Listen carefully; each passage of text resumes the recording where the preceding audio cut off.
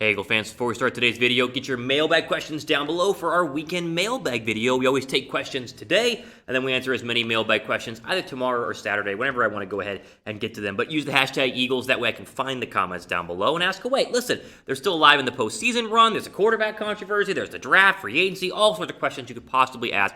Let me know what they are down below right now in the comments section.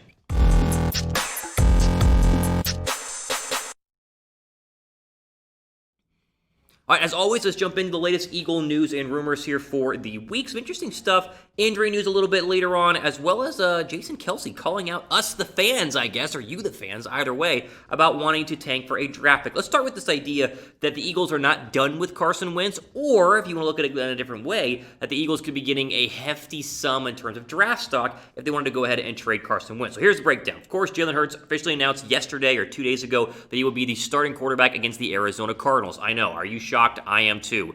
Not. We all saw this coming. However, that did not leave a lot of people talking about Carson Wentz in terms of an article I was reading on Bleeding Green Nation about NFC scouts, as well as some NFL execs who are still very bullish on Wentz, who are still very high on Carson Wentz being a great quarterback in the National Football League, to the point that many think he'll have a big-time redemption shot in 2021, whether that is with the Eagles or with somebody else. And that's where we get into this conversation about how Wentz, of course, is not done as a quarterback. The question is he done as a quarterback for Philadelphia, or could he be a quarterback somewhere else? So here, first off, here's an anonymous NFC scout who they said had already played the Eagles this year. His team he worked for had already played the Eagles this year. Said this, quote, about Carson Wentz. They yanked him as if he is at fault for the lack of talent around him. Carson is not confident because he has to look over his shoulder and not take hits. And when there is a clean pocket, no one is getting open. Play calling is lackluster as well. No creativity. They got away with it for a few years because they were talented. Now they're not, and they're struggling much like the Packers and Mike McCarthy's last few seasons. And this leads us into a conversation I've had multiple times about the fact that the Eagles have a lot of non-Wentz issues, a lot of issues that are not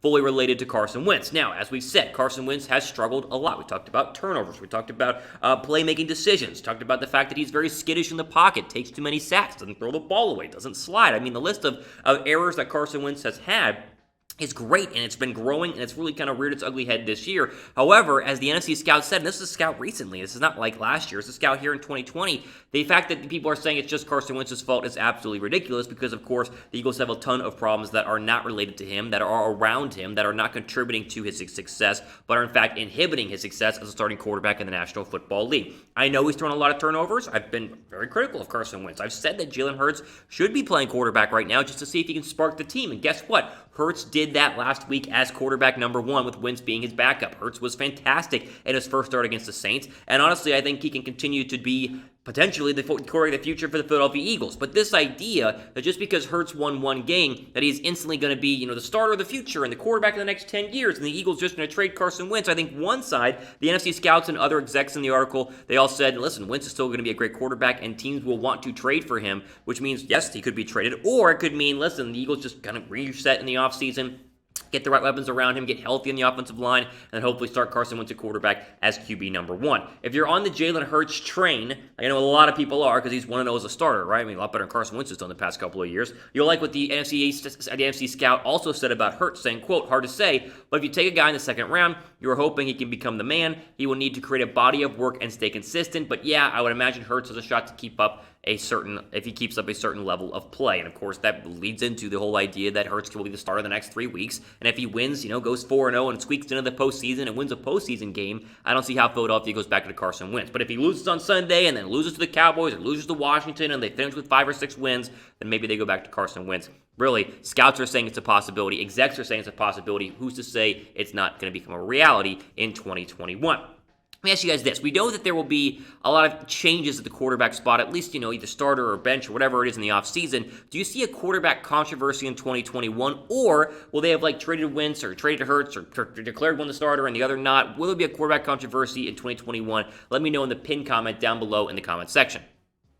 Let's move on to some injury news here for Philadelphia. Yes, some fresh injury news. Yay. Let's get very excited because we've done this 8 billion times this year, and it's gotten worse. I mean, honestly, more bad injury news for Philadelphia. Rodney McLeod, we talked about on Monday, suffered a knee injury. It's officially a torn ACL. He is done for the year. One of the real bright spots on the Philadelphia Eagles defense. I mean, the front four has been good. The linebackers have been up and down. The corners up and down. I think Jalen Mills has been up and down. But McLeod has had a very good year as the veteran. Really, the heart and soul of the Eagle defense right now. He is officially done for the year. And Jack Driscoll, the rookie playing right tackle, he suffered an undisclosed knee injury. Not sure if he needs surgery or not yet, but they did say he will no longer be available the remainder of the year. And so Driscoll is out, which means Matt Pryor slides over to right tackle. These are two tough injuries and two injuries that obviously are going to have an impact in the final three games, which, of course, Philadelphia can win out and go ahead and win the NFC East and go to the postseason, host a playoff game, and who knows what could happen. They just beat the 1 seed in the Saints, so they're obviously good enough when they play their best, but these are two tough injuries to go ahead and return and come back from. I think my big wish right now is that Philadelphia has no more injuries the final 3 games of the year, because we're at the point where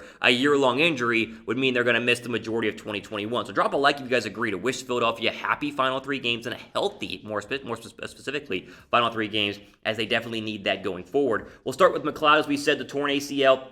A guy that doesn't get a lot of praise in the Eagles secondary because Malcolm Jenkins was, the heart and soul, and he was the main guy and made all the tackles. McLeod's had a very good year, a quiet year, but a very good year, and I think he's been one of the better free agent signings that Howie Roseman has had the past couple of years, just due to the fact he's been very consistent, he's been available, and he's been a non-dramatic, big-time factor player on the backside of the Eagles secondary. That means Kayvon Wallace gets a lot more snaps. That means Marcus Epps gets some more snaps back there. I would expect them to start Wallace, but they were rotating Marcus Epps in there as well. So it'd be Wallace and Mills at the safety spot with Maddox when healthy and Slay at the cornerbacks, Nikhil Roby-Coleman at cornerback. But if Maddox stays out or you get another injury to Slay, then Mills comes down and it's Epps and Kayvon Wallace. So a very young secondary, but they drafted Kayvon Wallace to be the heir apparent to Malcolm Jenkins, and so, want to throw him in there right now because, of course, there is a massive hole with McLeod being done. In terms of Jack Driscoll, he has, like I said, undisclosed knee injury, was playing right tackle as a rookie, was never supposed to be in this spot had it not been for all of the Eagle injuries on the offensive line, but now you will move Matt Pryor to slide over to the right guard spot, meaning Mailata starts at left tackle, Sam Malu at left guard, Kelsey at center,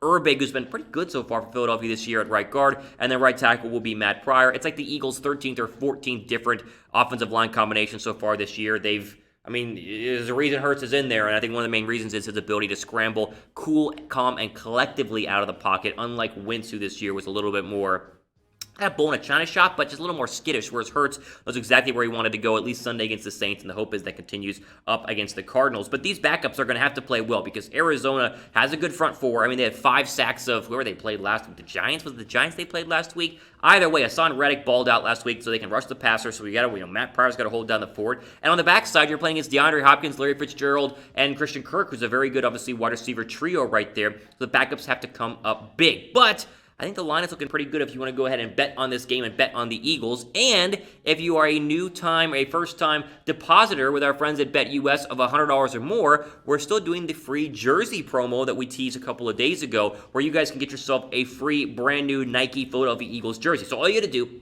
is go to chatsports.com/EaglesBet. That'll take you to the BetUS website where you put down your $100 deposit. Then you use our promo code EAGLES125 to get the deposit bonus. And then you can bet on any football game you want, basketball game, whatever it is. But also email us, eagles@chatsports.com, to show us that you've signed up, ask any questions, and of course, request which jersey you guys want. Any real Eagle jersey they make. You want Hurts, you want Wentz, you want Sanders, you want somebody else. We will send you guys one free of charge. All you got to do, again, is sign up, chatsports.com/EaglesBet, promo code EAGLES125. And then just shoot us that email. That way we know that you did sign up. But very important, eagles@chatsports.com. And of course, any questions, betting questions, what's a line, what's an over-under, whatever it is, you can also ask those general questions via our email as well.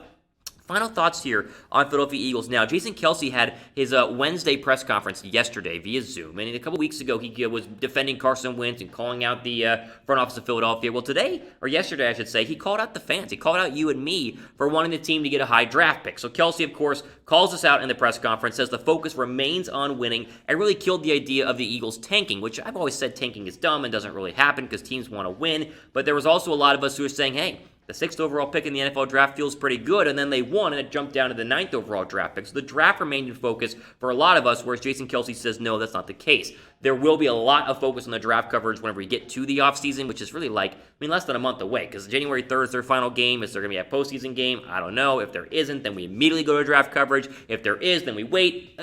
So just make sure you're subscribed, because we do the best draft coverage you possibly could, really even hope for. We cover everything regarding free agency, the draft here, so go down and subscribe to Philadelphia Eagles. Now, Here was Kelsey on draft picks and on, the idea that they should just give up and get better for the next year. He said, quote, "I don't care who you're trying to evaluate. I don't care if you lost every game. You're 0-15. It's like the last one you got. Everything is about winning in this league. And I know that won't appease to a lot of people out there, and there's always want to talk about getting better draft positions or getting a look at a certain guy and seeing what you got for the future. Culture and the way guys fight and the way guys go to prepare and the way guys go about their business is a huge reason for success in this league and in this sport, so nothing takes precedence over trying to win a football game." And this, I think, reiterates the idea that tanking doesn't exist when they have players like Jason Kelsey. And the Jets want the number 1 overall pick, but all those players want to win a football game. They don't care about Trevor Lawrence. They care about the bottom line, which is their checkbook, which is them being on an NFL roster in 2021. And the same remains for a 4-win Eagle team right now.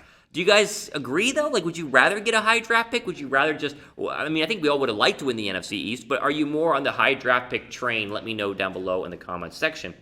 And again, this all stems around the fact that, as it stands, Philadelphia on the outside looking in. 4-8-1. They're 1 game back of the Giants, really half game back of the Giants, and of course 1.5 games back of the Washington football team.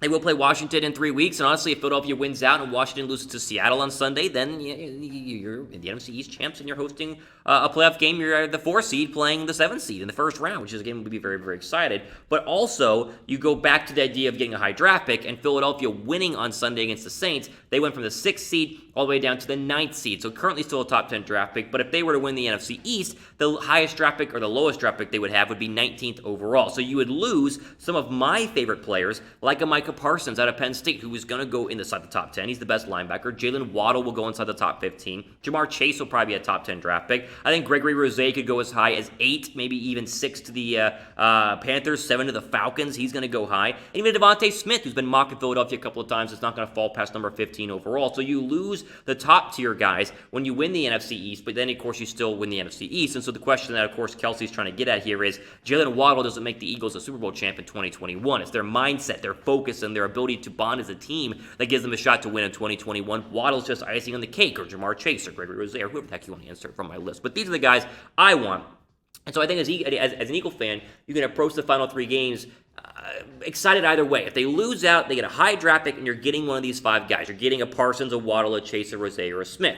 If they win out, and let's say they go win the NFC East, then we get to watch a playoff game, and who knows, maybe another Nick Foles-esque backup quarterback run by Jalen Hurts. If they win 1 of 2 or 2 of the 3 and they still miss the postseason, they're not going to have a top 5 draft pick, but it'll still be a top 12 draft pick, and I think you can still do some more damage there and get a very good player. So, glass half full, be positive. Anything good can happen right now as Philadelphia looks to try to win on Sunday against a very good, very scary Arizona Cardinal team. Ultimately, after a day here on Philadelphia Eagles Now, I'm your host, Thomas Mott. We sign off. Enjoy the rest of your day.